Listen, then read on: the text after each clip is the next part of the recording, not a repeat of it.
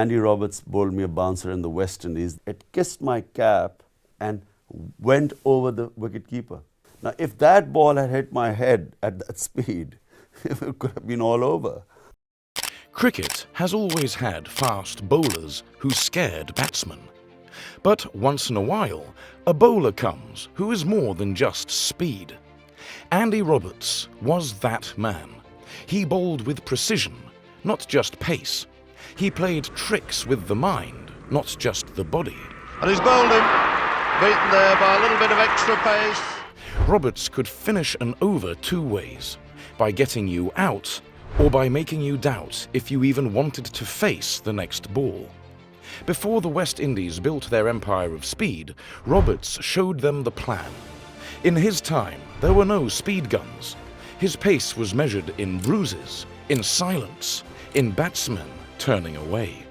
Sir Anderson Montgomery Everton Roberts, or Andy to most, didn't shout or act tough. He just looked you in the eye and asked, "Are you ready for this?" From Antigua's sun to England's damp pitches, from the first World Cup to the first 200 wickets by a West Indian, Roberts became the model of a new kind of fast bowler, the man they called Mr. Two-Speed Bouncer, the scientist of fear. So, how lethal was Andy Roberts? Today, we find out. Roberts didn't start as a finished product. He built himself piece by piece. On Antigua's hard strips, in English county cricket, he learned that repeatable skills beat raw pace. His run was short, his body compact, his wrist strong, his seam upright. Everything neat. The storm came later. By the mid-1970s, Roberts became the first Antiguan to play for the West Indies. His belief was clear. Pace is only the start. Length is the law. Variation, when hidden well, makes fear certain. He'd bowl you a short bowl you could handle. Then he'd bowl another that looked the same, but was faster, harder, and aimed at your helmet, not your shoulder. Batsmen thought they understood the short ball. Roberts made them doubt it. This was his signature weapon, the double bouncer. His first ball looked short but manageable. The batter thought, "I can handle this." The next ball looked the same. Same action, same length. But it wasn't. It rose faster, kicked harder, and made batsmen panic. The difference?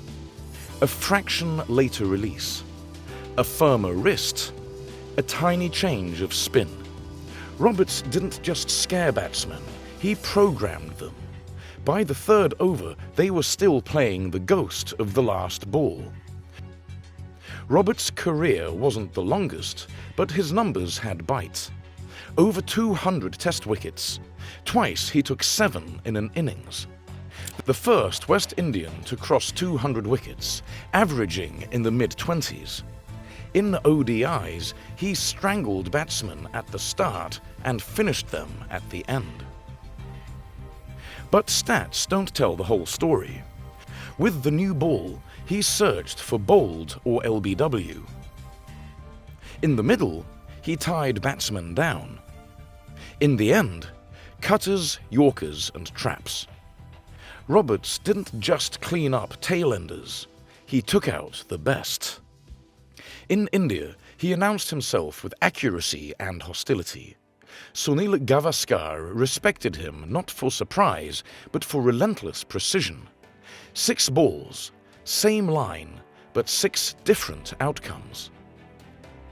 In Australia, his bouncer came like a second son.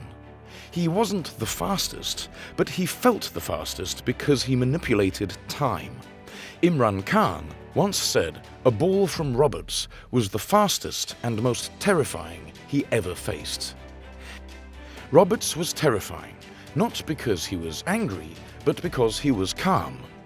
Between balls, he moved a fielder, whispered to a slip, made a small change.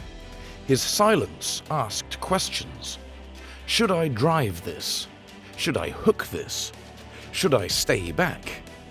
Batsmen thought they had choices. In truth, Roberts had already trapped them.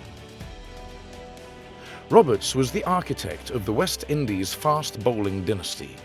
He showed Michael Holding, Joel Garner and Colin Croft the blueprint. He mentored Malcolm Marshall, who added swing and became even deadlier. Roberts' rules were simple. Hit the splice before the helmet. Own the space just short of a drive. Bowl a bouncer with purpose, not theatre. The dynasty was not luck. It was Roberts' design. His run-up was short and efficient. His gather compact. His front arm pulled down like a whip. Upright at the crease, wrist strong behind the ball. His bouncers felt taller than his height. His cutters bit off the pitch. His hallmark was control of length. He could land a ball on a coin, over and over. That's why his two-speed bouncer worked.